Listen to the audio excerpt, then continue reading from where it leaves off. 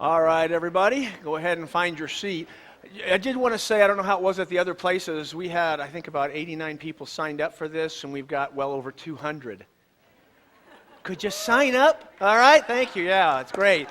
So I'm sure maybe at the other locations that happened. The problem we ran into is we based how many books we printed based on how many you signed up. So we do have, we're going to be printing new books, and we're going to be doing all that. We ran out of a few, so if you have to share, thank you for doing that. And we'll get some more books available for you too. And next time, sign up. It really does help us kind of prepare to be able to do this effectively, but we are thrilled that you are here. So again, all the locations, come on back, and we'll get going on this. We're going to be on top of page 13. Really cool thing we're going to look at, and that is the reliability of the Bible. Now guys, here's why this becomes important. And I do want to say this, hang on to this book. This book is golden, because what's going to happen is you're going to have people ask you questions. You're going to, oh, wait a minute. And you're going to be able to get this. You've got the documentation for it. It's a great way to be able to do that very thing, and that is give a defense to those who ask you, give an account of the hope that is within you. So you have the capability of doing that. The reliability of the Bible is one of those things that gets attacked all the time. Usually it's Time Magazine, or like we were talking about, the Discovery Channel, or National Geographic, or something like that. It's a very common thing you run into. So this becomes very helpful, and here's why. And I always tell people, when they come to me and they go, hey, what about? And I say, here's what you have to understand. They're counting on that the general population in America is totally ignorant of what's called lower criticism. Now, lower criticism is good stuff. These are people who study like crazy. This is lower criticism, who study and understand and see what the facts are. Higher criticism, which is what you see on many of those channels and what you'll see in Time Magazine, its intention, its stated intention, is to destroy God, Jesus, and the Bible. And so what happens is they count on your ignorance, that you have no idea what's going on, which we're about to learn about, so that when you see something, you're like, no. You know, you're not getting me on that, because I know where the Bible came from, what the basis of it was, how it all fits together. That's why we do this. So make sure, hang on to this, because it's helpful to remember what you've got in front of you. So again, the reliability of the Bible. Let's go ahead and start. So it says here, what about the mistakes in the Bible? Invariably, Time Magazine will come out and say 100,000 mistakes in the Bible. That's usually how they'll start to do all that. And so in light of this, it says here, in light of the propaganda against the Bible, you might be surprised to discover that the current text of the Bible has been mathematically computed to be 98.33% pure. And it gets better with every manuscript discovered. And as you'll see, as we study the works of antiquity, this type of reliability is insane. It's completely unheard of to be able to have that kind of reliability. All right, and you see there the text, as you can go back and authenticate all of that. So 98.33% pure, guys, is enabling us to be able to know that we can actually take the Bible and we can say substantially what we have, that we know this is, we're talking the printed text that we have is 98.33% pure or better. We know that, and we can actually mathematically prove that that's the case. So now you go, well, whoa, wait a minute. What about, here's the deal. We know where the questionable passages are. I've told you before about a thing called scribal errors, or specifically they would do a thing where they would actually write in the margins. And the scribes would do this, and so what would happen is, and it was never supposed to happen, it was part of the rules, is that eventually at some point one scribe would actually slide that into the text. There's two major sections, so I'll just tell you right now. It's going to be John chapter 7, verse 59, which is the last verse of chapter 7, through chapter 8, and it's about verse 11. That's the woman caught in adultery. Him who was without sin cast the first stone. That shouldn't even be in the Bible. Right? That was it was called a marginal gloss, is the term that's used there. So that's one of the big ones that makes up that, whatever it would be, a little over 1 percentage point. So that's one.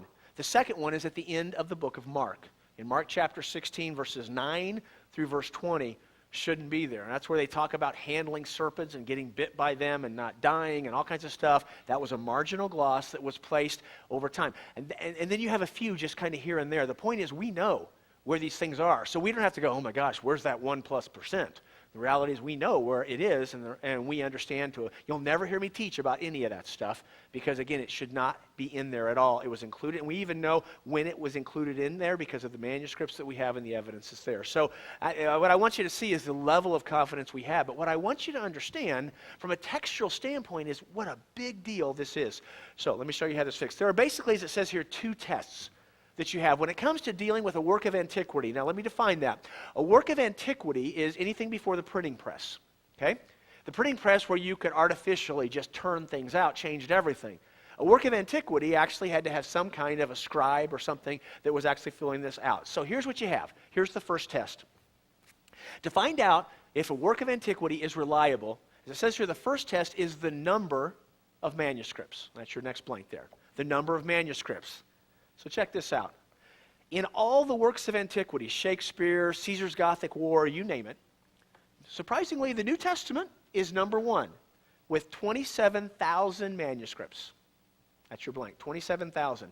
Number two is one that I mentioned today, this weekend, Homer's The Iliad. This is number two, 643. I want to make sure you take note of the difference between those numbers. 27,000 is number one. Number two, 643. This is one of the tests of reliability because the more manuscripts you have, the more variance you can remove from the text. The second test is time. That's your next blank. The time between the original or the autograph manuscript. That means basically the time that we have between when it said love Paul or love John or whatever it might be to when we actually have the text itself. Big deal there. All right, here you go. The New Testament, once again, is number one with as little as 50 years between when we actually have that, because you have to understand manuscripts, they decay, they fall apart. So that's why you have that 50 years to as much as 250 years between the copies and originals in the earliest manuscripts. Number two, once again, Homer's The Iliad at 500 years. 500 years.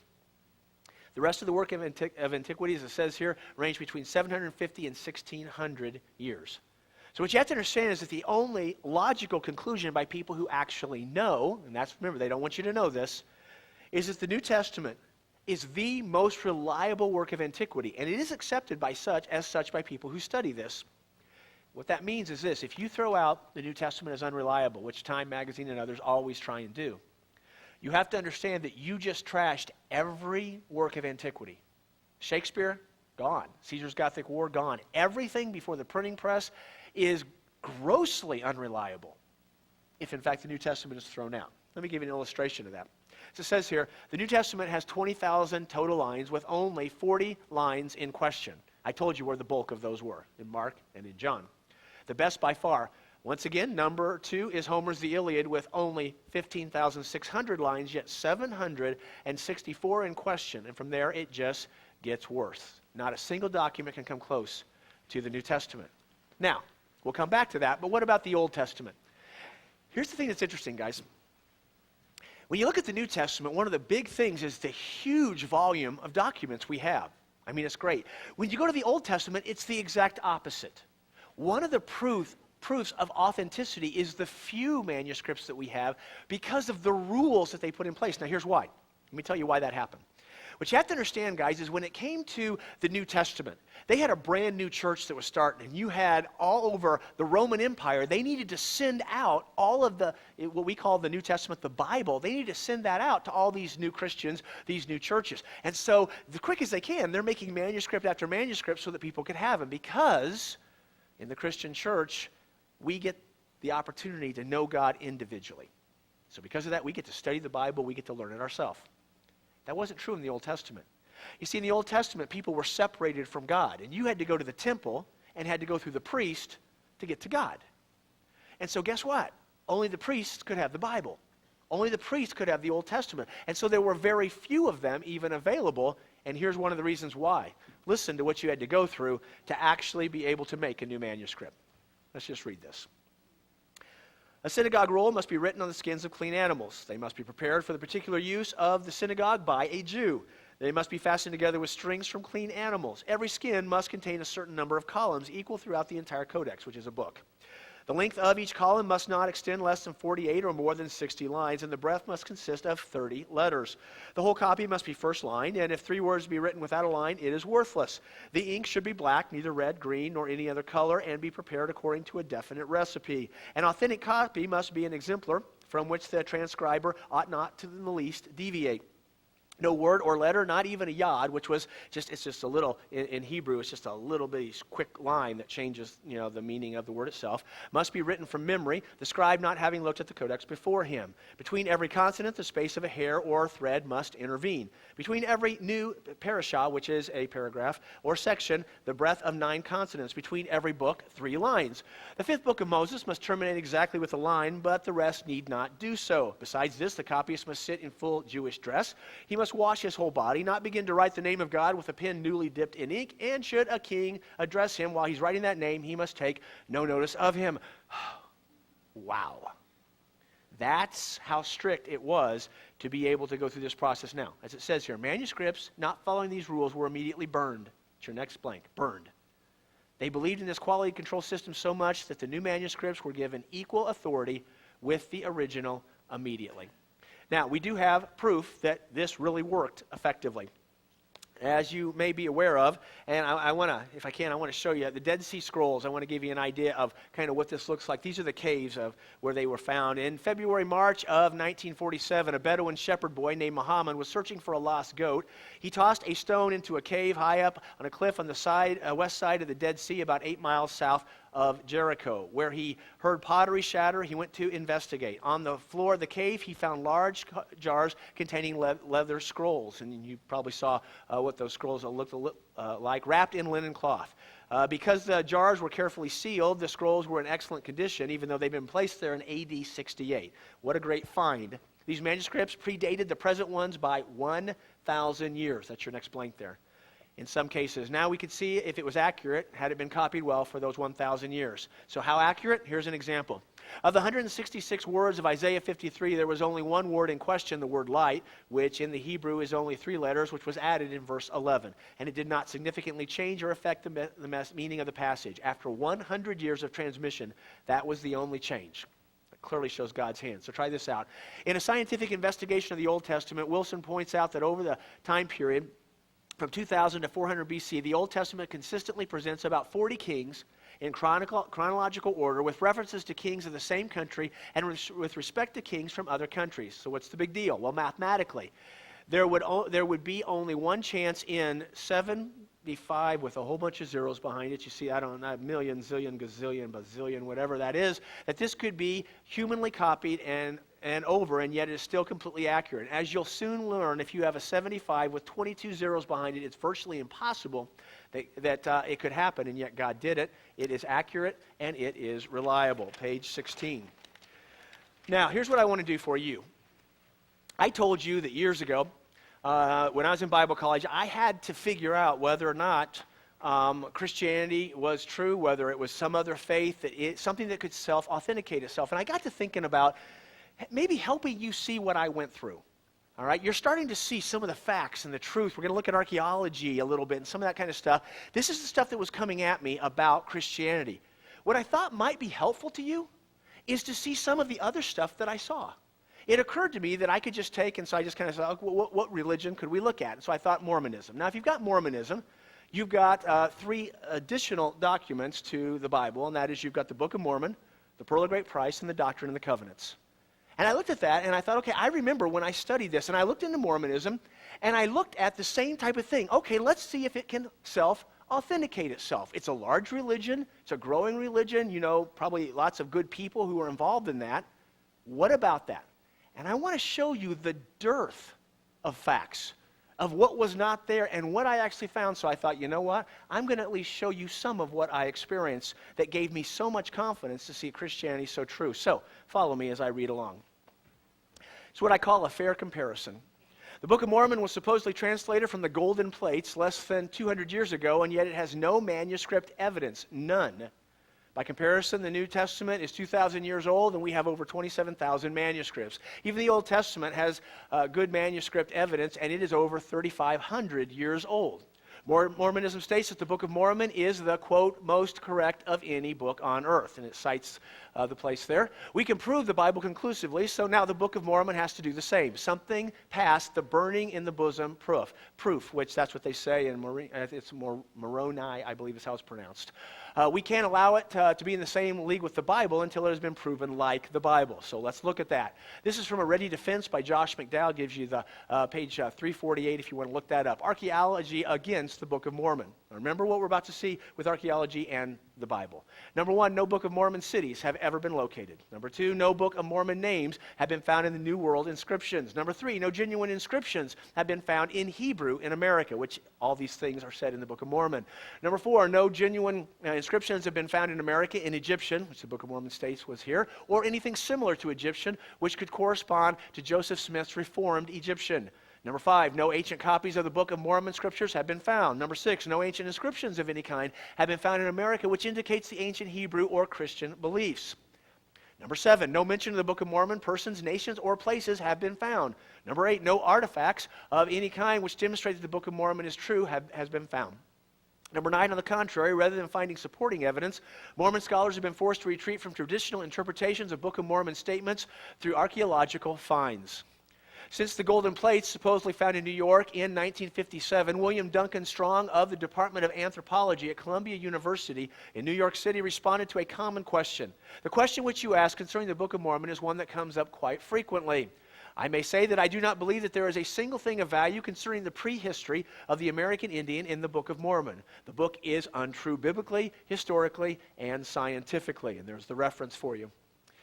In 1975, a former professor of Brigham Young University named Thomas Stewart Ferguson published an important paper. Now, Ferguson was the founder of the Department of Archaeology at BYU, which they later, as you can imagine, renamed Anthropology. The specific purpose of this department was to discover proofs of the Book of Mormon. This was this guy's job. After 25 years of dedicated archaeological research, the department had nothing at all to back up the flora, fauna, topography, geography, peoples, coins, or settlements in the book. As a matter of fact, Ferguson called the geography in the Book of Mormon fictional. This is what I ran into when I looked at all of the religions. The inability to give any proof of any kind from any perspective, and quite the opposite, being disproved over and over and over. This is why I have such confidence, because when you do that study and then you see what the Bible provides for us, and therefore God, and therefore Jesus, the implications are very clear. Now, as it says here, one of the things that we have is the confirmation of archaeology. And this is absolutely significant, guys. Listen to what some renowned archaeologists have said about the Bible and archaeology. First of all, Nelson Glueck, he said, no archaeological discovery has ever controverted a biblical reference. Think about what you just heard. All right, you've got William Albright said, archaeology has confirmed the historicity of the Old Testament tradition. Sir Frederick Kenyon said that the Bible can only benefit from the continued digs in Palestine. And Miller Burroughs of Yale said more than one archaeologist has found his respect for the Bible increased by the experience of excavation in Palestine. Here's one of the things I've always thought was kind of funny. I remember when I was studying this and kind of looking back. It says the critics of the Bible used to point to a guy named Luke. Now, you may know the book of Luke and the book of Acts were both written by a physician named Luke. They actually used to say that he was one of the worst historians ever. And they said, at that time, they actually had a list of over 200, that's your next blank there, over 200 mistakes. That's what they said. After continued excavation, that list is now down below 10. And Luke is now considered, and I'm talking by non-Christian archaeologists, is now considered one of the most accurate historians in human history. So much so, and I think this is so funny. Now archaeologists, if Luke said it, they trust Luke and look to find what validates what he said. He's been right so many times, that's simply what they do. There was another guy, and his name was John Garstang, this guy right here. This is him at the Jericho site. A man named Garstang excavated the site of the city of Jericho, and he discovered something so startling that he had other signed proof of the fact. The walls of Jericho fell out. Now, you think about that, guys. Walls are built to support each other. If they collapse, they fall in. They fell out, not in, as walls always do. This explains Joshua 6:20. They would fall flat and leave gaps. Because what it says is, it says that when the walls came down, that the Israelites actually went straight ahead of themselves into the city.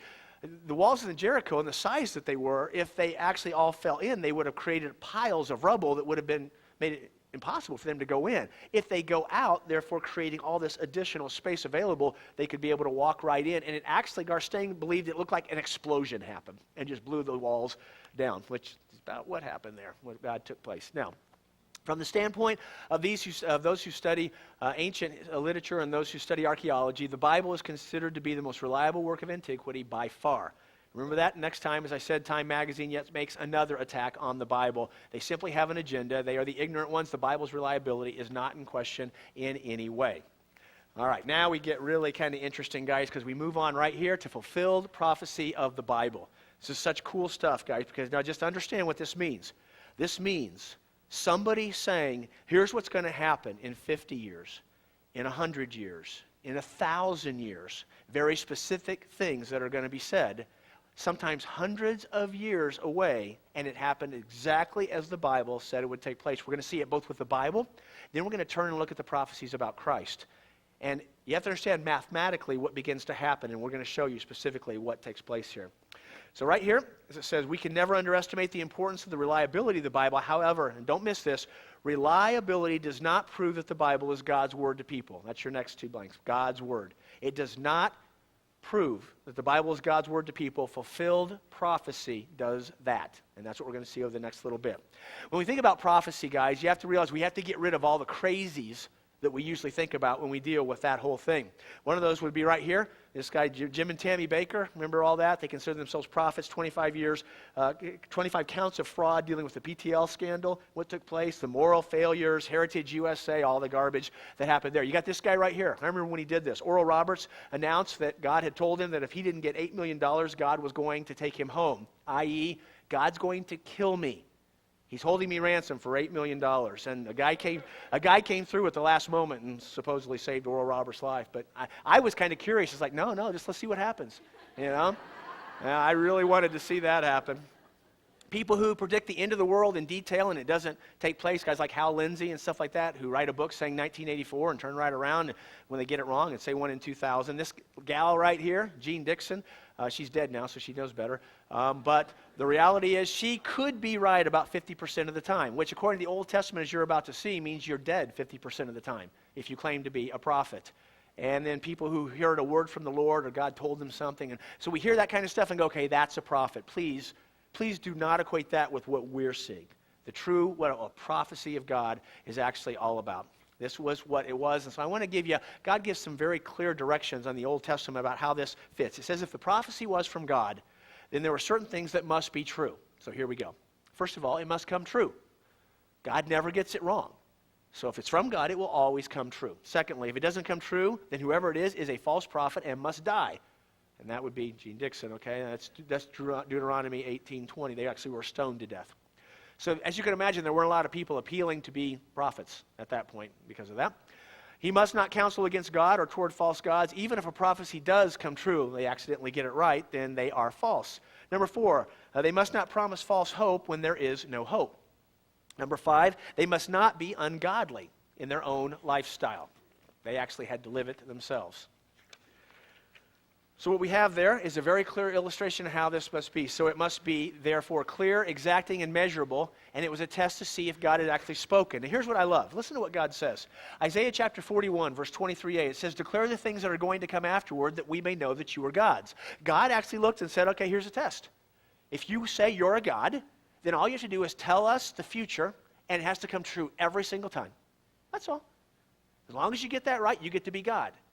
Obviously, God says that because no one can do that except God who sees the beginning from the end. Here's another thing he said, Isaiah 46, 9 through 10. I am God and there is no other. I am God and there is no one like me, declaring the end from the beginning and from ancient times that which has not yet been done. It's a good test. And that's the test. Now, God says, He says, go ahead and test me on this, guys. Think about it. He's saying, go ahead. Just check out. See how I've done it. So here's the deal. Only God can do it and get it right every time. Satan can hit and miss, simply because he can see a bigger picture of life than we can. But God sees and knows it all. So while you need to understand that we do not have the time to look at all of the evidence that shows God's perfect prophetic records, let's at least take a look at some of the prophecies that have been fulfilled in Scripture. So this is some pretty cool stuff. So we're going to start with the city of Tyre. Tyre. The city of Tyre. I'm going to go ahead. Can we go ahead and show it to them now? I'll go ahead and show. Guys, I want to just kind of show you where the location is here in the Middle East. City of Tyre is going to be located right up here. And let's go ahead and show these ruins. Kind of give you an idea what the city of Tyre, the city itself, and then you can get out on the rock. We're going to talk about in just a minute. But this gives you an idea what the ruins of Tyre look like today. Now, here were the predictions. You can see the text as far as where it came from, all out of the book of Ezekiel. The prediction was Nebuchadnezzar will destroy the mainland city of Tyre. It will be made bare, flat, like the top of a rock. Her stones, timber, and debris would be thrown into the water. Many nations would be against her. She would be a place for the spreading of nets, and she will never be rebuilt, never found again. Now that's what Ezekiel said about the city of Tyre. Let's find out what actually happened in the fulfillment, page 19. It says, Nebuchadnezzar laid siege to mainland Tyre for 13 years. 13 years. It says, when he finally broke the gates down, he found the city almost empty. The majority of the people had moved by ship to an island half a mile off the coast and fortified a city there. He destroyed the mainland city, but it still remained powerful for several hundred years. In 333, Alexander the Great called on all the Phoenician cities to open their gates to him. Tyre refused. Thus Alexander tore down the whole city of Tyre left by Nebuchadnezzar and scraped it clean. So he had all these cities now that were against him. The reason he did this is because he used the debris. He used the debris, throwing it into the water, just like Ezekiel said that he would. Remember, hundreds of years before this, throwing it into the water to construct a 200 feet wide path from the coast to the island city. This causeway and ancient Tyre debris can still be seen below the water today. It's just kind of a drawing of what it would look like. All right, how he just laid all this out, all the way out to that island city of Tyre from old Tyre. He did not have a fleet of ships at this time and thus had to approach it this way. The island was completely surrounded by water with tall walls right up to the water's edge. Alexander ran into difficulty as the water became deeper and the Tyre residents attacked at every opportunity. His men were dressed for work, not for war. Finally, Alexander had 2 high movable towers constructed and manned to protect those working. They would then just move the wall as the work progressed. The people from Tyre would set fire to the towers with flaming arrows and fire ships and then fight against the army. It really is an amazing story that happened there. Throwing the debris in there and start continuing to work on that. They get attacked, so then they build these huge walls. They ended up having to put some kind of fire retardant on there because the people in Tyre, man, do not mess with them. I mean, they were something. So then they're setting this whole thing on fire. And so, they're going through all this process. Alexander's, fighting this process. Number 4, Alexander realized that he needed ships to get this job done. So he pressed his conquered subjects to provide and man them for him. At least 9 different nations supplied ships for him. Thus, they were, in fact, many nations against them, just like Ezekiel said. Alexander finally won after 7 months, killing 8,000 and selling 30,000 into slavery. Many historians, both religious and secular, have observed even today the spreading of nets to dry on the rocks of mainland Tyre's ruins. A small fishing village of those who spread their nets is there to this day. Number 6, while there's a great flow of fresh water at this site, about 10 million gallons a day, that would clearly make it an excellent site for a large city. It still remains today not built or found, or not achieving its former greatness. Mathematically, the chances that this could happen, it could be prophesied so many years before this happened, and that could all come true if it was not a direct revelation from God, would be 1 chance in 75 million. And the authentication of that is actually on page 32. We'll get to that in just a little bit. Let's go on to the city of Sidon. The city of Sidon. Now, Tyre and Sidon were always kind of put together, okay? First of all, there was no mention of her being destroyed, yet blood in the streets and a sword on every side. Again, from Ezekiel. Let me show you where Sidon was. All right, so Sidon is going to be right up there. There's where Tyre and all the way on up there. So you got Tyre, and then you've got Sidon. So what do we find here? Sidon did have, as it says here, Sidon did have one of the bloodiest histories imaginable. In 351 BC, after successfully defending their city against the Persian king, their king betrayed them to him. Instead of accepting the torture they knew would come, 40,000 of the citizens shut themselves up inside their homes and burned themselves to death. It has been attacked and massacred many times in history, but it still stands today, a city of about 15 to 20,000 people. All right, now I want you to think about this. Let me show you, if you will. This is the ruins and modern Sidon, to give you an idea of kind of the city itself and what it looks like compared to what you saw with Tyre. Now, number 2, Tyre and Sidon have always been linked together in history, both in secular history and in the Bible. This may be in part because of their close proximity on the Mediterranean coast. The amazing thing here is that a Jew, which is Ezekiel, who was exiled in Babylon, was able to accurately predict the exact happening for both cities.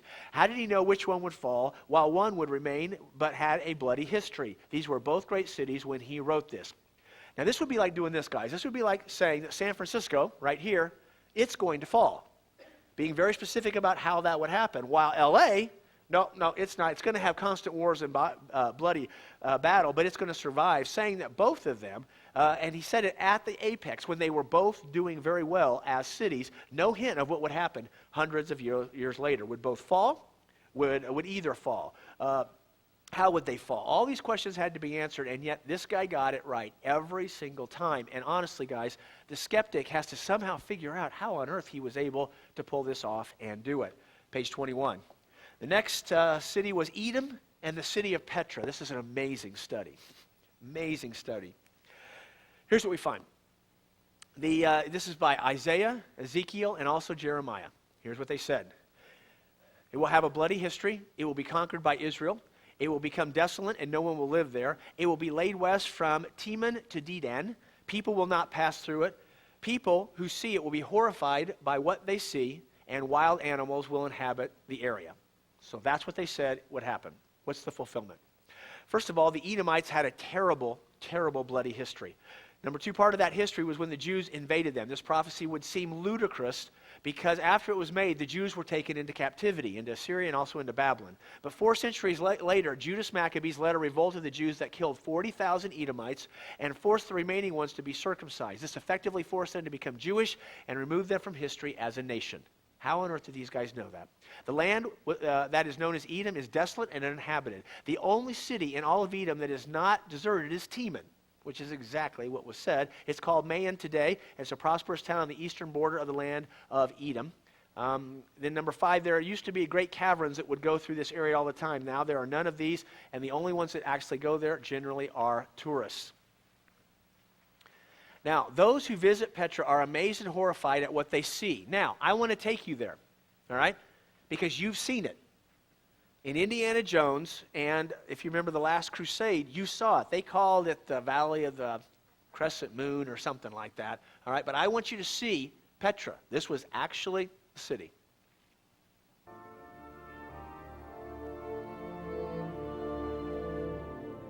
The Canyon of the Crescent Moon.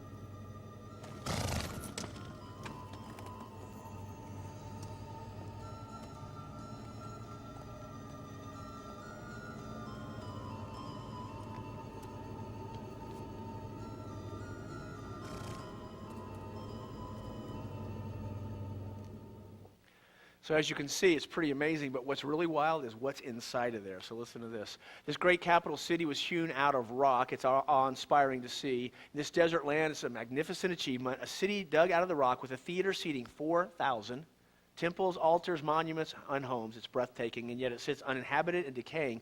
It is the direct fulfillment of this prophecy. Number 7, many have testified to the great number of snakes, scorpions, jackals, eagles, and more that live in Petra. It is so bad that it's actually a little dangerous to go there. And the reason is, and you saw this, it has only one very long, narrow pass to the city, and these animals cause concern. It was so narrow to be able to go through that you could almost take just a soldier or two and be able to guard the whole thing, because that's how they had to pass to get through there. Now here's the thing to think about. Edom had mistreated Israel on a number of occasions. They were very prosperous and numerous at the time of these prophecies. They were doing great. It must have seemed ridiculous to anybody who heard it. It would be something like saying New Jersey, which is a little larger than the area of Edom. What if someone made a similar prediction about New Jersey as they did about Edom, and yet it all came true just like God said? And mathematically, the chances this could happen, if it was not a direct revelation of God, is 1 chance in 300 million, and yet it all happened. Let's go on to the city of Nineveh. Nineveh was the capital of Assyria, and we'll give you an idea, if we can, where that's located. All right, Nineveh is going to be located right in this area.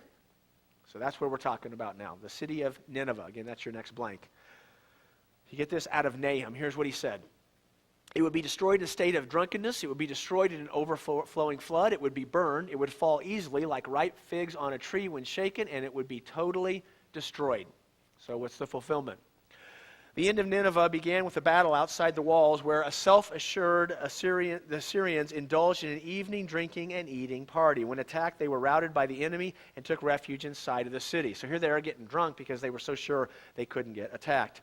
There was a proverb, perhaps from this prophecy, that said, "No enemy will ever take Nimbus," which is Nineveh, "by storm unless the river shall first become the city's enemies." Thus the king felt secure inside his walls. However, after some heavy rains, the flood of water broke down some of the city walls and flooded the lower parts of the city. So the city became open to invasion at this point because of the flood. So the king panicked.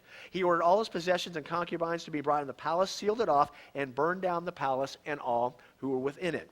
The city had been under 3 months' siege, which seems long to us, but in ancient history that was not all that long. The longest on record, 29 years. There's a job for you. When Nineveh finally did fall, she fell easily. To understand how amazing that is, consider these facts about Nineveh. Her walls were 100 feet high. Her walls were 50 feet thick. Her towers were 200 feet high with 15 gates, and there was a 150 feet wide moat all the way around the city. Kind of a tough city. You can see why the king felt pretty secure. Nineveh was so destroyed at the time that critics, don't miss this, for years said it did not exist. Said it didn't even exist. Excavators walking over the ruins many times before that, walked over it before they actually found it. They had to dig down 30 to 45 feet just to find the actual ruins. So just like God said, it happened specifically what he said and the way he said. Now, if you've been around for the study of the book of Daniel, you know how I like this next one. It's the city of Babylon. The city of Babylon. We'll give you an idea where this is located on the map right here. You saw where Nineveh was. Babylon is located right down here. Here are the predictions that were made by Isaiah and Jeremiah. Babylon will be like Sodom and Gomorrah. It will not be inhabited again. The Arab will not pitch his tent there, nor will shepherds bring their flocks there. Animals will reside there. Foundation stones will not be taken to be used in any other construction. What is left of the city will not have many visitors, and the city will have swamps of water over it. Now, to give you an idea of the fulfillment of this, guys, you have to understand this city. It was absolutely incredible. So let me just read for you. This is what the city was like. The city itself was 200 miles square, had 2 highways through the city, 3 canals, had 8 major gates, 24 major streets, 53 temples, an enormous temple to their god Marduk. Remember, that was 5 football fields by 6 football fields. It was huge. The Hanging Gardens, which was one of the 7 wonders of the ancient world, was there. 300 feet high ziggurats. Remember, those were those spiraling towers that were kind of a tribute to the Tower of Babel? Because, remember, Babylon was built on the site of the Tower of Babel.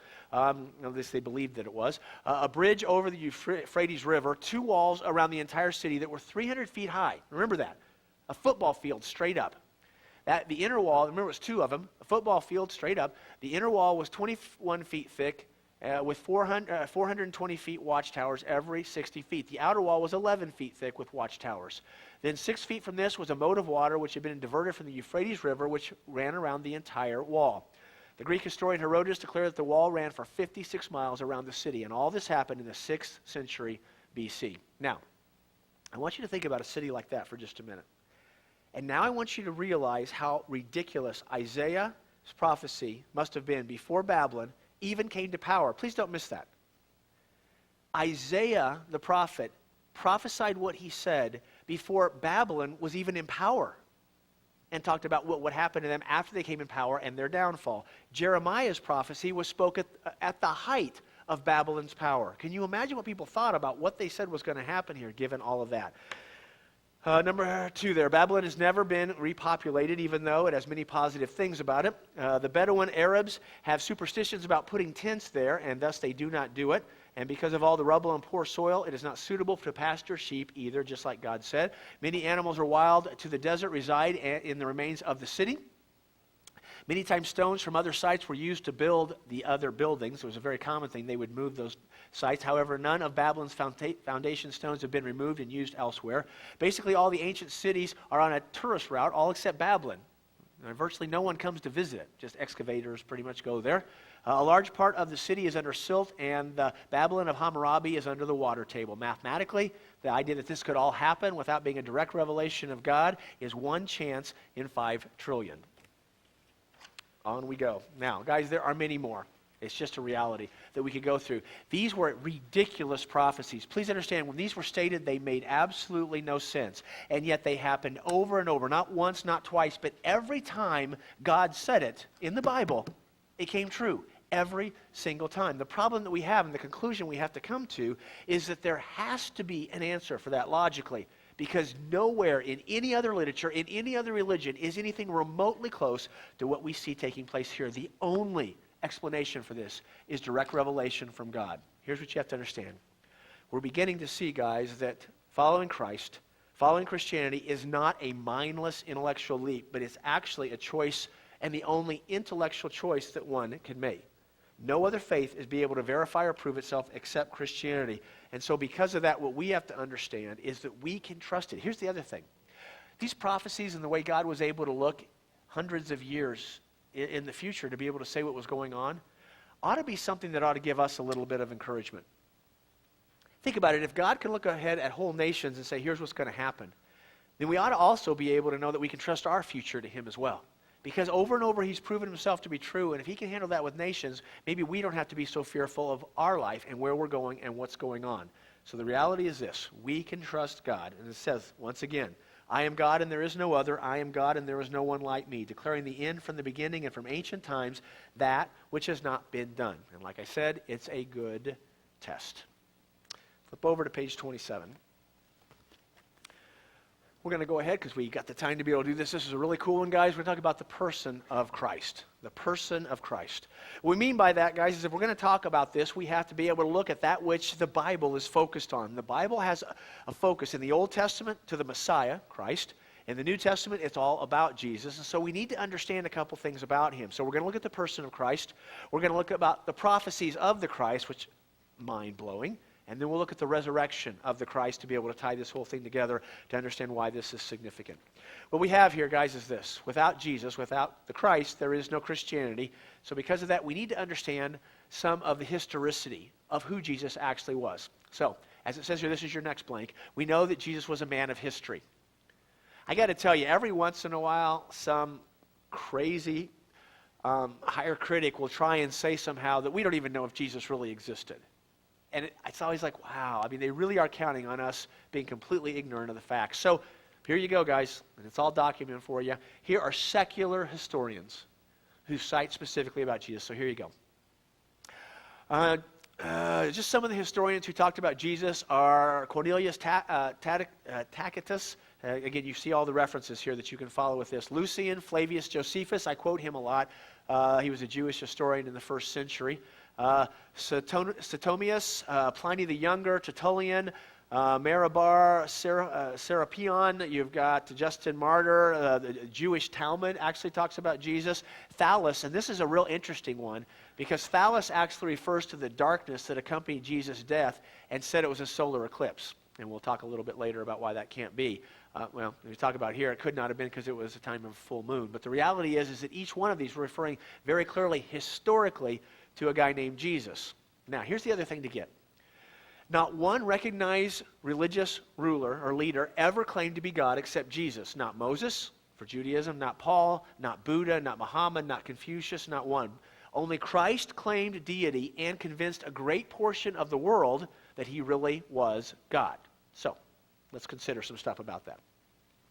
First of all, number one, Jesus was worshipped as God and accepted it. Now, if you've read the Bible a little bit, you know how taboo that was.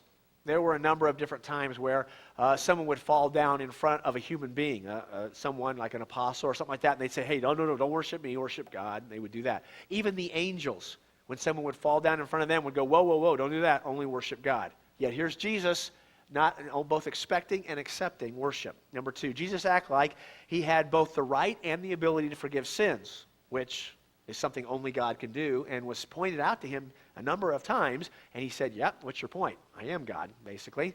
Things that Jesus said. Mark chapter 13, verse 31, he said, my words will not pass away, which was only attributed to God. In Mark chapter 14, he said, I am, which if you remember was the name of God, back in Exodus chapter 3. He calls John his father in John chapter 5. And the people at that time took up stones to stone him to death because you were not allowed to call God your father because as they said there, you, calling God your father, make yourself equal to God.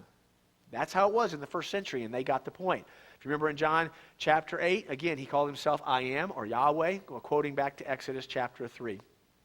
John chapter 10, he said, I and the Father are one. Once again, they took up stones to stone him because they said, you being a man, make yourself equal to God.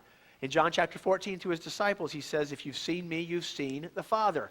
Once again, calling himself God. What other people actually said about Jesus? God, if you remember at the witness of his baptism, this is my son, with whom I am well pleased, Luke chapter 3. John the Apostle called him God. You've got the reference right there where that was the case. Paul the Apostle said every knee will bow, every tongue will confess. He called him his great God and Savior. Peter the Apostle, there in those references, called him the Son of God and said there is no other name by which people must be saved in Acts chapter 4, verse 12. Thomas the Apostle called him my Lord and my God. Stephen said, Lord Jesus, receive my spirit. And the Hebrew writer had some interesting things to say. I'll just read this to you. Hebrews chapter 1, verse 3 says, Jesus is the radiance of his glory, and their exact representation of his nature, and upholds all things by the word of his power.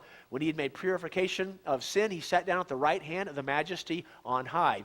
Chapter 1, verse 8 says, of the Son, God says, your throne, O God, is forever and ever, and the righteous scepter is the scepter of his kingdom. And then in Hebrews chapter 13, verse 8, it says, Jesus Christ is the same yesterday, today, and forever, which is only ever stated of God. Never anyone else except God, and therefore he once again is called that. So here's the deal. You have to realize that every major religion, as it says here, claims that in fact Jesus is a great prophet. That's your next blank. They all say he's a great prophet. Most every person in the world tends to believe Jesus to be at least the most moral and godly man that ever lived. And that becomes important in a minute. Some see him as just a great teacher. And a few actually think he's a fraud, although it's a very small statistic, but some see him as a fraud. Now, given that, here's what you've got to get a hold of. It doesn't matter anybody's opinion, including mine, guys. What matters is the truth. Jesus and others said that he was God, that he was the only way to get right with God, and that in fact, that, as it says here, he had to be the Lord of a person's life. The people actually had to follow him with their life to be able to have eternity. So in light of this, in light of everything he said about himself, what he demanded of other people, what other people said about him, what are the only logical alternatives? And this is what I like. C.S. Lewis laid this out as a very cool thing. And that is the idea that there are only 3 options available to Jesus' claims to being God and Lord. And it's called Lord, Liar, Lunatic. Okay? Very, very cool stuff. So, here's what you have. You have 2 things to go for. Here are the 2 alternatives. Either what Jesus said was true, or what Jesus said was false. All right, so what I want to do is let's start with the false ones first, all right? Let's start with, first of all, notice there, his claims were false, 2 alternatives. Let's start with that he did know that his claims were false. All right, to the left one there. So he did know that his claims were false. Then you go to page 29. Let's follow down the middle column. That means that he purposely deceived everybody. Remember, the most moral, the most godly person that ever lived, a great teacher, a great prophet. He purposely deceived. He was a hypocrite. He was satanic because of those who have died and suffered for him. Think about the people that have, Colosseum and what took place, people impaled on posts, all the things that happened for this guy who was lying. He is a liar, and he was a fool because he died for a lie. Now think about that. People have been impaled on posts alive. What they used to do when they would lead people to the Colosseum to watch Christians have to fight for their life. They would actually take other Christians, and it's almost like if you would take a telephone pole, kind of a small telephone pole, they would actually sharpen the end of it and alive impale them on these posts. on the way to the Colosseum, and then they would light them on fire. They would use them, they would soak them with liquid, light them on fire because they were Christians. This is not a good guy. If in fact he knew he was a liar, he knew it, and he was deceiving everybody. Let's go back then. So let's say that his claims were false, but he didn't know. He did not know his claims were false. Page 29, the right side. He was sincerely deluded, and he was a lunatic. He's a crazy person. Now remember, the greatest teacher that ever lived, the most moral, the great, this person that's a prophet, and he was a raving lunatic. The other option is this. His claims were true. The only logical alternative, he is Lord, and there are two alternatives. You can accept him, or you can reject him, and you bear the consequences based on that. Now, here's what C.S. Lewis said. Remember I showed you C.S. Lewis earlier. This is the guy who wrote Mere Christianity and a variety of books. He said this, and I thought it was really cool. He said, I am trying here to prevent anyone from saying the really foolish thing that people often say about him. I'm ready to accept Jesus as a great moral teacher, but I don't accept his claim to be God. That would be one thing we must not say. A man who is merely a man and said the sort of things Jesus said would not be a great moral teacher. He would either be a lunatic on the level with a man who says he is a poached egg, or else he would be the devil of hell. You must make your choice. Either this man was and is the Son of God, or else a madman, or something worse. You can shut him up for a fool, you can spit at him and kill him as a demon, or you can fall at his feet and call him Lord and God. But let us not come up with any patronizing nonsense about him being a great human teacher. He has not left that open to us. He did not intend to. You see, Jesus tried to paint us in a corner so that we really only had those alternatives to accept him or reject him, because nothing else makes sense. As it says here, by way of elimination, we can figure out who Jesus was and is. If we decide that it's not possible that Jesus, remember, prophet, greatest moral and ethical individual, godly person, wonderful teacher, that he could not have been a liar or a lunatic, then there's only one other logical alternative, and that is he was and is God, Savior, and Lord. And so because of that, then you have to consider those possibilities. So let's look at that. Liar.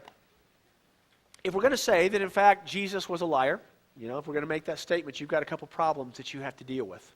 All right? Now remember, guys, we're doing this by getting rid of the other alternatives. If you're going to say he's a liar, then you've got a problem. As I said, greatest impostor considered is actually the most moral. All right? Then the next one. The disciples watched him closely for 3 years and considered him sinless. Think about that. You hang out with people for 3 days. They hung out with him for 3 years and considered him sinless, and yet he was the biggest liar that ever walked on the face of the earth. All right? There are over 300 prophecies about the Messiah that were fulfilled in Jesus. Mathematically, I'm going to show you that's a mathematical impossibility, and therefore will prove that God, Jesus in the Bible. So I'll show you that in a minute. He also fulfilled all of his own prophecies about death, burial, and resurrection and the church. And how do you explain his miracles? All right, you have a real problem with that based on the reliability and authenticity of the Bible. In addition to that, he has nothing to gain for his death, but his death from gaining from lying. He didn't make money. He didn't get anything from this. It didn't make any sense. The dude just died.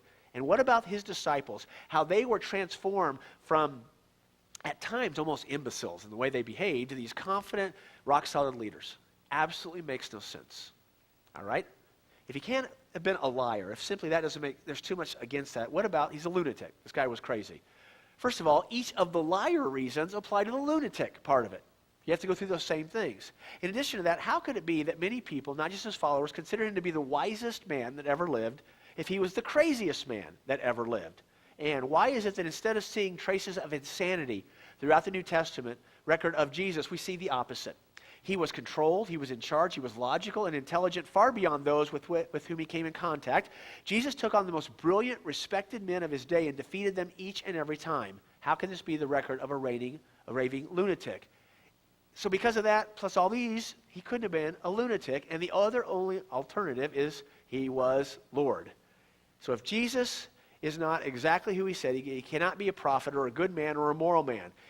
If we cannot logically accept the only other alternatives, then he must be Lord. It is as simple as that, and that leaves us with a choice, to accept him or to reject him. And that's where we sit. If you follow the logic, guys, there is no other place to go. All right, all of the other locations, we're going to take a break. Before we go, I want to say this, guys. It costs us thousands of dollars to put on these seminars each time we do it. And we will do that as much as we can, but if you can help us to defer some of these costs, that would be greatly appreciated. And if you can't, then we'll figure that out and we'll work that out. But we at least want to give you the freedom to help us out, to be able to offset, and that would be true at all the locations. We're going to take another 5-minute break, and then we're going to have our last session. So 5 minutes, go.